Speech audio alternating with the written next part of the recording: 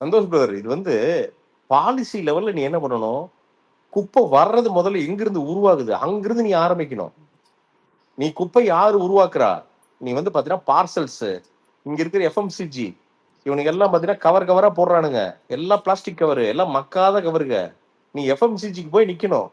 ஏய் கவரை மாத்துங்கடா, ஒழுங்கா இது பண்ணுங்கடா, இதெல்லாம் இவ்வளவு பிரச்சனை இருக்குது. கொண்டு போய் ஸ்விக்கியில போய் தள்ளுதல்னு தள்ளுறானுங்க கண்ட சாப்பாட்டை.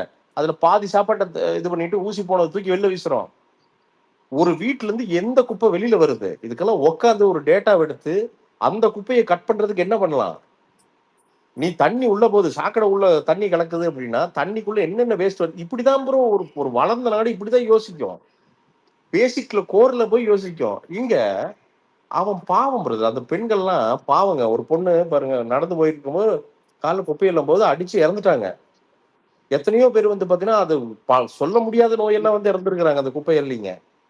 நான் அந்த கூட்டுறமா நான் ஜிகே சீனியர் போனா காலைல 4 மணி ஷோ எல்லாம் போறப்ப அவங்களை கேட்பேன், ஏக்கா இதெல்லாம் எப்படிக்கா அப்படின்னா, தம்பி இதெல்லாம் யாருக்குமே வரக்கூடாது தம்பி இந்த வேலையெல்லாம் அப்படின்னு. அப்ப ஏக்கா பண்றீங்கன்னா, தம்பி இது மாசம் மாசம் சம்பளம் தராங்க தம்பி, இதுலயே பழகிட்ட தம்பி, எங்களுக்கு வேற என்ன ஒண்ணுமே தெரியல தம்பி அப்படிங்குது.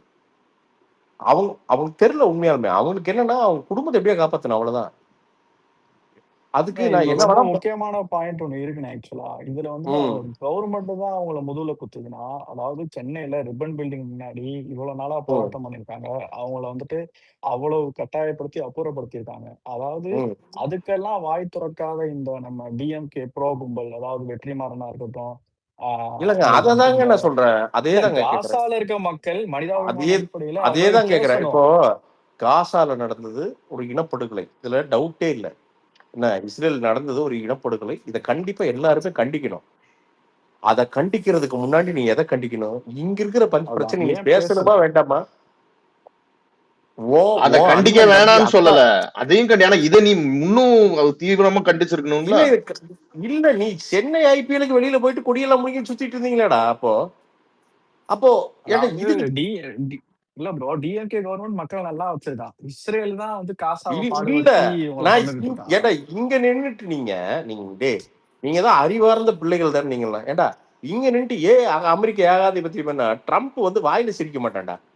ஏண்டா ஏண்டா அவனெல்லாம் நம்மளை கண்டுக்க வேணாடா. அவன் மோடியவே லெப்ட் ஹேண்ட்ல தான் டீல் பண்றான். ஜி வந்து அங்க போய் பிரச்சாரம் பண்ணாரு, டெக்ஸஸ் போயிட்டு.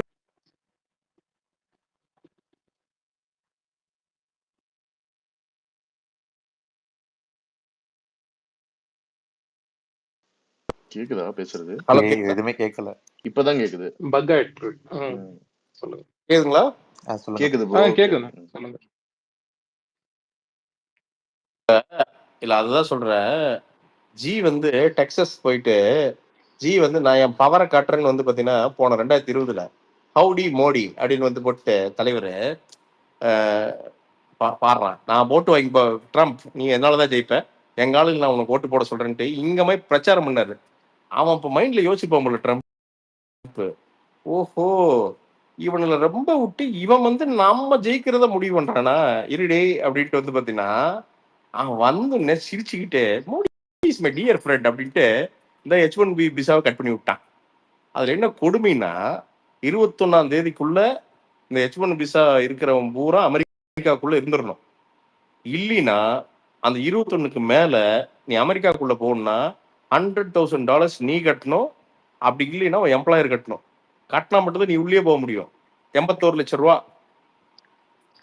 இப்ப என்ன சொல்லிட்டாங்கன்னா மைக்ரோசாப்ட்லாம் H1B விசா இருந்ததுன்னா அப்படியே உட்காரு, வெளில போயிடாத, திரும்பி உள்ள வர முடியாது. அவன் பாருங்க நம்மள கில்லு கீரியா நினைக்கிறான். H1Bல 70% அதுல வந்து பயன்படுறது நாம தான் இந்தியன்ஸ். அப்போ இவனுக்கு வந்து பாத்தீங்கன்னா H1B ஏதாவது கொஞ்சம் மாற்றி இந்தியாவுக்கு ஃபேவரா இருந்ததுன்னா இந்நேரம் வந்து நாளைக்கு வந்து பாத்தீங்கன்னா நியூஸ் பேப்பர்ல முதல் பேஜ்ல வந்து இருக்கும், பாத்தீர்களா எங்கள் மோடிஜி இதுல இதாச்சுன்னு. இப்போ இவ்வளவு பெரிய மேட்டர் நடந்துருக்குல, எவனாவது வாய் திறக்கிறானு பாத்தீங்களா? எவனுமே வாய் திறக்க மாட்டானுங்க. இங்க அப்படியே அப்படியே பம்மிட்டு உட்காந்துருக்கானு பாருங்க. இந்த டாபிக் பேசவே மாட்டானுங்க. கவர்மெண்ட்ல எங்கேயாவது பேசுறானுங்களா பாருங்க, எவனுமே பேச மாட்டான். அப்போ நீ இதேதான் மேல வந்து ஜி வந்து பாத்தீங்கன்னா ஜியே வந்து செதுக்கி உட்கார வச்சிருக்காங்க. என்ன ஜி வந்து டிப்ளமசின்னு போய் எல்லா பக்கமும் பாத்தீங்கன்னா ஜி போய் கட்டி பிடிச்சிட்டு கட்டி பிடிச்சாரு. கட்டி பிடிச்சா எல்லாம் சரியாயிரு, கட்டிப்பிடி வைத்தியம் பண்ணாரு.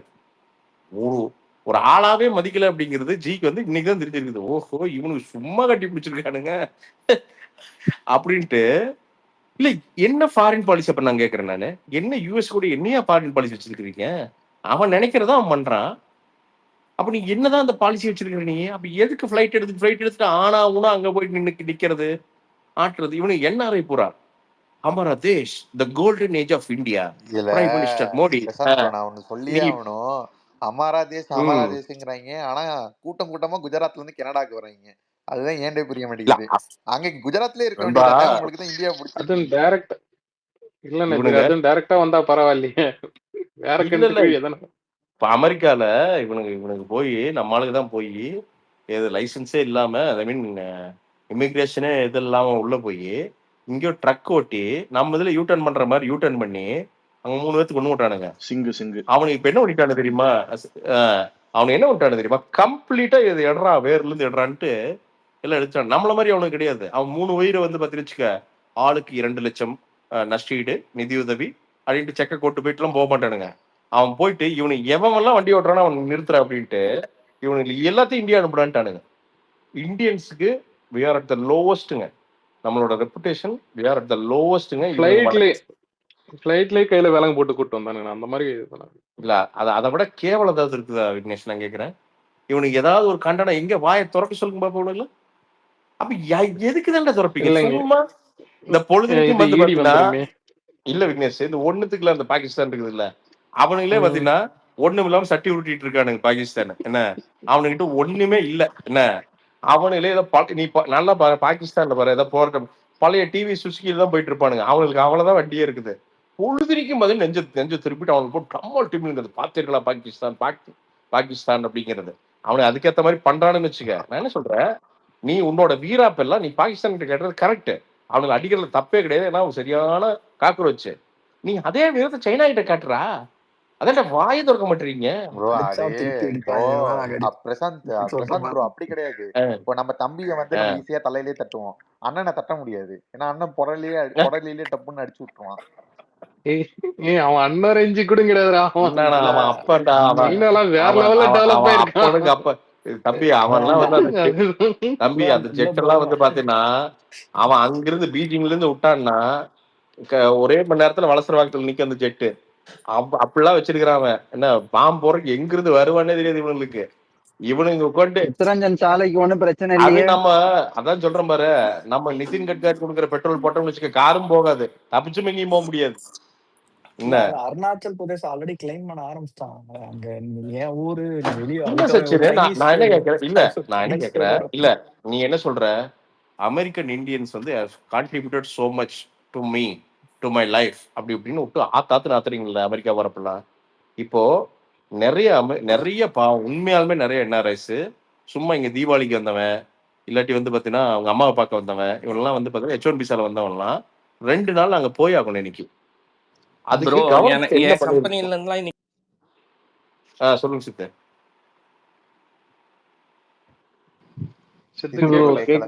கேக்கல. நடுவுல ஏதோ பக் ஆச்சு. என்னமோ அப்படியே ஸ்பேஸ்ல இருந்து நிறைய பேர் அப்படியே லீவ் ஆயிட்டு திருப்பி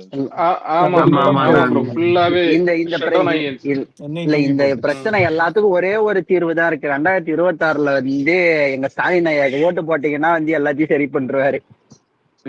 எல்லாரும் ஓட்டு போட்டு இப்பயே வந்து பாத்தீங்கன்னா இப்படி ஒரு அந்த வடக்கு ஐடிக்கு எல்லாம் ஒரு அமௌண்ட் போகுது போல. அவனுக்கு இப்பவே சொல்லிட்டு இருக்காங்க என்னன்னா, ஏன் இவர் பிரதமராக கூடாது அப்படி இப்படிதான் ஜெயலலிதாவை காலி பண்ணாங்க. அந்த அம்மா வந்து எவரு ப்ரோ? இல்ல ஐயா ஸ்டாலின் தான். இதே மாதிரிதான் 2016 இங்க சொல்றேன். அவர்கிட்ட போய் அவர்கிட்ட போய் ஹலோ ஹவ் ஆர் யூன்னு கேட்டா வந்து இது இங்கிலீஷா தமிழான்னு கேட்பாரு. அவரை வந்து இதுவாக்கி 24 Lok Sabha election prime minister candidate யாருன்னு கடைசியும் சொல்லல. இவங்க எல்லாம் கேண்டிடேட்ட்டாங்க. அதற்கு அத விடுங்கய்யா. 2016 அந்த அம்மா 7 ஜி நீங்க வந்து 3வது ஃப்ரண்ட் இது பண்ணி நீங்க தான் ஜெயலலிதா ஜி, நீங்க தான் பிஎம்ஜிட்டு அதுக்கு நாடாளுமன்றம் எல்லாம் போட்டு டிஷர்ட் எல்லாம் வின் பண்ணாங்க. என்ன மம்தா பானர்ஜி இந்த குரூப் எல்லாம் தான் நினைக்கிறேன். மம்தா பானர்ஜி வந்து பாத்தீங்கன்னா ஐயா வைகோ ஐயா ஏதாவது புதுசா கிளப்பி விடும் வைகோ மம்தா பானர்ஜி அம்மா. அந்த அம்மா ஏதோ கிளப்பி விட்டு எல்லாம் போய் அப்புறம் எல்லாம் போய் பாதாள சாக்கடையில் விழுந்தாங்க. அதனால அதனால ஐயா வந்து இதெல்லாம் நம்பிடக்கூடாது.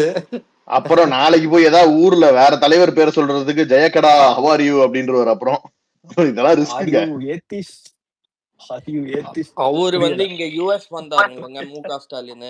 அப்போ வந்து ஓட்டுநர் இல்லாத ஒரு வாகனத்தை ஓட்டினாரு. இன்னைக்கு தமிழ்நாடே அந்த கதியில் தான் இருக்குது. ஒரு டிரைவர் இல்லாத ஒரு வண்டி மாதிரி தான் அது பாட்டுக்கு ஓடிட்டு இருக்கு. No problem. அதே மாதிரிங்க நான் இங்க H1B தாங்க யூஎஸ்ல இருக்கிறேன். இன்னைக்கு என்னைக்குமே காணாத வகையில காலையில என் கம்பெனி எனக்கு மெயில் அனுப்புது. அமேசான் வந்து ஒரு மெயில் அனுப்புறாங்க. இந்த மாதிரி நீங்க அடுத்த 2 நாள் டிராவல் பண்ணீங்கன்னா, டிராவல் இருந்தீங்கன்னா $1,00,000 கேட்டில் கட்டி உள்ள வந்துருங்க. இல்லட்னா தயவு செஞ்சு டிராவல் பண்ணாதீங்கன்னு சொல்லிட்டு ஒரு அட்வைசரி எனக்கு கொடுக்குறாங்க. Only 80 lakhs. ஒன்லி 80 lakhsங்க. 10 வருஷம் இருந்தா நீங்க சொன்ன மாதிரி நான் கரெக்டா பொருந்துவாங்க. நீங்க சொல்ற எக்ஸாம்பிளுக்கு நான் ஒரு 6 தீபாவளியா வரவே இல்லை. ஜனநாயகனுக்கு வந்துட்டு போலான்ட்டு இருந்தேன். அது கூட முறியடிச்சுட்டாங்க. இல்ல சித்து, நான் என்ன கேக்குறேன், அவன் நாட்டை பாதுகாக்க எவ்வளவு தெளிவா இருக்கான் பாரு. இவனுங்க நம்ம நாட்டை பூரா எத்தனை கிலோன்னு தானே வித்துட்டு இருக்கானுங்க. அவன் எவனா நம்மளை ஏதாவது ஒரே ஒரு துளி மதிக்கிறானா? நம்ம இந்தியன்ஸ் வந்து அந்த நாட்டுக்கு என்னென்ன கான்ட்ரிபியூட் பண்ணியிருப்போம்? டெக்னாலஜிக்கலா, நாலேஜா, பிசிக்கலா எத்தனை கான்ட்ரிபியூட் பண்ணியிருப்போம்? ஒரே செகண்ட்ல அவனுக்கு என்ன யோசிக்கிறானுங்க? இவன் கிடையாது, குப்பமேடு மாதிரி நம்மளை தூக்கி வீசுறானுங்க. அப்போ நாம என்ன பண்ணோம்? எதையுமே இன்னோவேட் பண்ணல. நாம வந்து பாத்தீங்கன்னா ஒண்ணும் இல்லைன்னு சொல்ற சைனா இன்னோவேட் பண்ணிருக்கு. அவன் வந்து எந்த ஆப்பையும் எந்த டெக்னாலஜியும் அமெரிக்கன் டெக்னாலஜியை நம்பி இல்லை. அவன் இண்டிபெண்டன்ட் ஆயிட்டான். அவன் அங்க யூடியூப் கிடையாதா? சைனாக்கான யூடியூப் இருக்குது. அங்க டிக்டாக், அவனுக்கான டிக்டாக் அவனே வச்சிருக்கிறான். அங்க ஃபேஸ்புக், அவனுக்கான ஃபேஸ்புக் அவனே கிரியேட் பண்ணிட்டான். அவனுக்கான எல்லா விஷயங்களையும் இண்டிஜினியஸா அவனே கிரியேட் பண்ணிட்டான். நீ என்ன பண்ண? இந்தியன் பப்ஜி ஒன்னு கொண்டு வந்தாங்க ப்ரோ. இவங்க இந்தியால மட்டும் பப்ஜி. ஆமா பப்ஜி. அதை விடுங்க, ட்விட்டருக்கு போட்டியா கூன்னு ஒண்ணு கொண்டு வந்தாங்க, ஞாபகம் இருக்கா? அதுக்கு எனக்கு உண்மையாவே அதுக்கு ஒரு நல்ல பேர் ஞாபகம் இருக்கு. நம்ம ஊர்ல மட்டும் IIT IIM படிச்சுட்டு வாங்க தோசை மாவு விற்கலாம், வடை பாவு விற்கலாம்னு சொல்லிட்டு ஸ்டார்ட் அப் அந்த ஸ்பேஸ்லயே ஆரம்பிக்கிறான். இவனுங்க ஆமா சித்து, இவனுங்க ஐஐடியில் படித்தவர் தோசை சுட்டு மில்லியன் ஆனார். ஏண்டா அப்ப எதுக்குடா ஐஐடியில படிக்கிற நீங்க? அத நானே பண்ணுவேன்டா. நான் இது என்கிட்ட இதை டீக்ரேட் பண்றேன்னு சொல்றேன்லாம் நினைச்சுக்காதீங்க. நான் எங்க அப்பா சவுதியில ஒர்க் பண்றேன், நாங்க போயிருக்கேன். அவங்க நம்மளுக்கு கீழே இருந்தாங்க, அவங்க நம்மளுக்கு மேல போயிட்டு இருக்காங்க. இப்போ சவுதியே நம்மளுக்கு மேல போயிட்டாங்க. அதான் உண்மை. நதீர் மன்னராட்சிகள் கூட அதான் நதீர், எந்தெந்த நாடுகள்லாம் அவன் நாட்டு மேல அக்கறை கொண்ட தலைவனை வந்து கொண்டு வந்துச்சோ அந்த நாடு எல்லாமே மேல போயிடுது. இவனுங்க தேஷ் பக்த் அப்படிங்கிறது வந்து பாத்தீங்கன்னா பக்தி அப்படின்றது வந்து பாத்தீங்கன்னா அந்த பிளாஸ்டிக் கொடியை வந்து ஆகஸ்ட் 15 வந்து பாத்தீங்கன்னா எடுத்து மண்டை மேல வச்சுட்டு சுத்துறது மட்டும்தான் இவனுக்கு தேசபக்தி. இல்ல பிரசாந்த் ப்ரோ, இங்கேயும் மன்னராட்சி தான் நடக்குது. இங்கேயும் மன்னராட்சி தான் நடக்குது. ஏன் டெவலப் ஆகல? இல்ல மத்த 365 நாளுமே நாட்டை வித்து போடலாம். அந்த ஒரு நாள் பாத்தீங்கன்னா எங்க அபார்ட்மெண்ட்லாம் அழிச்சாட்டி தாங்க முடியாது. பூரா பாத்தீங்கன்னா நெஞ்சில கொடியை குத்திட்டு இந்த பக்கம் கிராஸ் ஆகுறோம் அந்த பக்கம் கிராஸ் முறைச்சு பாப்பானுங்க. நாம அதுல குத்தப்பட்டோம். ஆமா, நீங்க எல்லாம் குடியரசு தினம்னா வந்து எது அந்த டிசம்பர் 12 கொண்டாடுவாங்க. எப்ப கொடியை பார்த்தாலும் மணி கையெடுத்து கும்பிடுவேன் எப்பவுமே. ஏன்னா அது நம்மளை காப்பாத்துறது. அந்த கொடிய இல்ல எனிவேர், நான் வந்து ஏர்போர்ட்ல சரி அந்த LNT போரூர்ல பாத்தீங்கன்னா LNT அவங்க பறக்க விட்டுருப்பாங்க, எங்க பார்த்தாலும் அதை கும்பிடுவேன். ஏன்னா அதுதான் நம்மளை பாதுகாக்குது. நமக்கு வாழ்க்கை தர்றது அதுதான். ஏன்னா நமக்கு இங்க வந்து உட்காந்து ஒரு டெக்னாலஜியா உட்காந்து பேசுறது நம்ம ஏதோ ஒரு வகையில இந்த நாடு தான் நமக்கு தருது. ஆனா அந்த நாட்டை நீ என்ன பண்ற? ஆகஸ்ட் 15 வந்து பாத்தீங்கன்னா பூரா பிளாஸ்டிக் கொடியை கட்டி அந்த கொடி 5 மணிக்கு மேல எங்க கொண்டு போய் எந்த குப்பை தொட்டிக்கு போகுதுன்னே தெரியாது உனக்கு. என்ன அந்த தேசபக்தியை பார்த்தாதான் இவனுல வந்து செருப்பு கொண்டு அடிச்சா என்ன அப்படிங்கிற கோவம். பிரசாந்த், புது ரூல் வந்திருக்கு தெரியுமா உங்களுக்கு? என்ன இண்டிபெண்டன்ஸ் டே இதுக்கெல்லாம் வந்து ரிபப்ளிக் டே எல்லாம் வந்து இப்போ கம்பெனி எல்லாம் வச்சிருப்போம்ல, நம்ம கம்பல்சரி பிளாக் வெளியில கட்டணும். கொடிக்கம்பம் ஏத்திடலாமா? கொடிக்கம்பம்லாம் இல்ல, சும்மா ஒரு உடன் கட்டையை வச்சு அதுல வந்து தலையில கட்டிக்கணுமா? தலையில கட்டிக்கலாமா? உச்சியில கட்டி கிரீன்ல மாட்டி விட்டுறோம் அந்த மாதிரி சொல்றாங்க. நீங்க எல்லாரும் நீங்க எல்லாம் கட்டிப்பீங்க. ஆனா ஒருத்தவர்கிட்ட எடுத்துன்னு போனா வந்து ஆரஞ்சு கலர் மேல வருமா கீழே வருமான்னு தெரியாம கட்டிக்க மாட்டாரு. அதாவது தியேட்டர்ல ஒரு XX படம் போடுவான். அந்த XX படத்துக்கு முன்னாடி தேசிய கீதம் போட்டா அவனுக்கு தேசபக்தி வந்துடும் நம்புறவங்கிட்ட. இவனுக்கு நீ என்ன பண்ண முடியும் நீ நினைக்கிற? நீ என்ன தேசபக்தி படத்துக்கு ஒரு நிமிஷம் அதுல எக்ஸம்ஷன் கொடுத்துருவாங்க. கண்ணு தெரியாதவங்க காது கேட்காதவங்க ஏஞ்சி அதுக்கு நிக்க தேவையில்ல அவங்க ஏன் தட்டுருக்க இல்ல நீ அப்படி உட்கார்ந்தீங்கன்னா சண்டைக்கு வந்துருவானுங்க.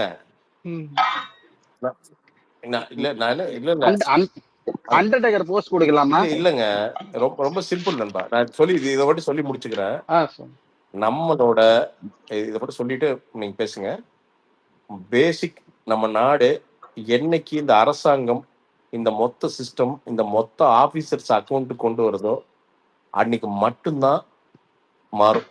இந்த இந்தியன் அட்மினிஸ்ட்ரேட்டிவ் சர்வீஸ்ங்கிற ஐஏஎஸ்ங்கிற ஒரு மேட்டர் இருக்குல்ல, அவனுங்க என்னைக்கு வந்து டாப் டு பாட்டம் மாறானுங்களோ அன்னைக்கு மட்டும்தான் இந்த நாடு மாறும். அது இந்த பிரதமர் இல்ல, எந்த பிரதமர் வந்து எவன் வந்தாலும் அவனுங்களை நீங்க மாற்றவும் முடியாது, இது மாறவும் மாறாது. நாம எல்லாருமே இங்க உட்காந்து கனவு கண்டுட்டே உட்காந்துருக்க வேண்டியதான். மாறும் வெங்காயம் மாறுன்ட்டு. நீங்க அவங்க வாழ்ற வாழ்க்கையே வேறீங்க. ஐஏஎஸ்க்கு வாழ்ற வாழ்க்கை, நீங்க ஒரு கலெக்டருங்கிறவன் அந்த ஊரோட ஜமீன்தாரா தான் வாழ்றான். நீங்க எங்கே போய் ஏதாவது ஐஏஎஸ் கலெக்டர் போய் ஒரு சாதாரண மனுஷன் மாதிரி அணுகி பாருங்களேன். 100ல எவனோ ஒரே ஒரு ஆள் இல்ல லட்சத்துல ஒரே ஒரு ஆள் அப்படி இருப்பான். அவங்களே பாத்தீங்கன்னா பொலிட்டிக்கல் பார்ட்டி ரிலேட்டடா தான் இருக்காங்க. இன்னைக்கு டிஎம்கே ஆட்சி வருதா அவங்களுக்கு தகுந்த ஒரு செட் சீஃப் செக்ரட்டரில இருந்து அதுதான் நான் கேட்கிறேன். நீ அதுக்கா படிச்ச, நீ அதுக்கா கிளியர் பண்ண. அண்ட் இன்னொன்னு, ஒருத்த படிச்சுட்டான் அப்படிங்கிறதுக்காண்டியே அவனுக்கு பவரை கொடுத்துட்ற. அவனுக்கு உண்மையாலுமே இந்த நாட்டு மேல அக்கறை இருக்கா, மக்கள் மேல அக்கறை இருக்கான்னு இங்க டெஸ்டிங் நடக்குது. அவனுக்கு ஏதாவது ஒரு வெட்டிங் சிஸ்டம் இருக்கா, அவனை ஏதாவது மக்கள் கேள்வி கேட்கறதுக்கு ஏதாவது ஒரு ப்ரொசீஜர் இருக்கா, அவனுக்கு ஏதாவது ஃபீட்பேக் வந்து மேல அனுப்புறதுக்கு, இல்ல வந்து அவனை வந்து செக் பண்றதுக்கு, இல்ல வந்து அவனை வந்து டவுன்கிரேட் பண்றதுக்கு ஏதாவது இங்க வந்து சிஸ்டம் நமக்கு ஏதாவது அக்சசிபிளா இருக்கா? நம்ம கலெக்டர் என்ன பண்றாரு, சரியா பண்றாரு இல்லையான்னு கம்ப்ளைண்ட் பண்றதுக்கு நம்ம கிட்ட ஒரு சிஸ்டம் இருக்காங்க. பண்ண முடியுமா நான் கேட்கிறேன்? பண்ண முடியுமா இந்த நாட்டுல? பண்ண முடியுமா நான் கேட்கிறேன்? இப்ப எங்கெங்க மாறும்? நீங்க கலெக்டர் ஆபீஸ் போனா பயந்துட்டு போவீங்க. நாம எதுக்குங்க அவன் ஆபீஸ்க்கு பயந்துட்டு போகணும்? நம்ம வரியில் இருக்கிற கலெக்டருங்க, அவன் ஆபீஸ்க்கு எதுக்கு நான் பயந்துட்டு போகணும்? நம்ம பயந்துட்டு தான் போய் ஆகணும். ஒரு கமிஷனர் ஆபீஸ் போறோம், பயந்துட்டு தான் போய் ஆகணும். ஏன்னா பின்னாடி என்ன ஒண்ணு நமக்கு தெரியாதுங்க. மக்கள் பயந்துட்டு தாங்க இருக்காங்க. எவன் தைரியமா, நீங்க தைரியமா போலீஸ் கமிஷனரோ எங்காவது போய் நீங்க பேசிட்டு வந்துட முடியுங்களா? அதர் தான் ஜேர்னலிஸ்ட் ஆர் கனெக்ஷன் இருக்கிறவனை தவிர யாராவது ஒருத்தன் போய் நியாயத்தை பேசிட்டு வந்துட முடியுமா? திருப்பி கண்ணு முன்னாடி பாக்குறமேங்க, கண்ணு முன்னாடி பாக்குறமே. இன்னைக்கு ஒரு சவுக்கு சங்கரை பாக்குறோம், எத்தனை பேர் பாக்குறேன். நான் சவுக்கு சங்கர் பண்றது எல்லாம் சரின்னு சொல்ல, பப்ளிக்கா கொண்டு போய் வீட்டுல சாக்கடை ஊத்துறானுங்க, மலத்தை ஊத்துறானுங்க. என்னங்க ஒண்ணு ஒண்ணுமே பண்ணலீங்க. அவனை எவன் ஊத்துறானா அவன் ஒண்ணுமே பண்ணலீங்க. அவனை ஒண்ணுமே பண்ண இந்த சிஸ்டம் ஒண்ணுமே பண்ணாது. அந்த சிஸ்டம் நினைச்சதுன்னா ஒருத்தர் பப்ளிக்கா அவமானப்படுத்துங்க. ஆனா ஊத்துனவனே கொஞ்ச நாள் கழிச்சு சிஎம் மீட் பண்றாங்க, போட்டோவும் வருது. ரேவந்த், அதுதான் ரேவந்த் சொல்றேன் நானு. அப்ப இங்க மக்கள் என்ன, அப்ப நீங்க என்ன சொல்ல வர்ற? எங்களை எதிர்த்தா உன்னை வந்து புழு மாதிரி நசுக்கிறோம்டா, நீ எல்லாம் எங்களுக்கு புழுடா.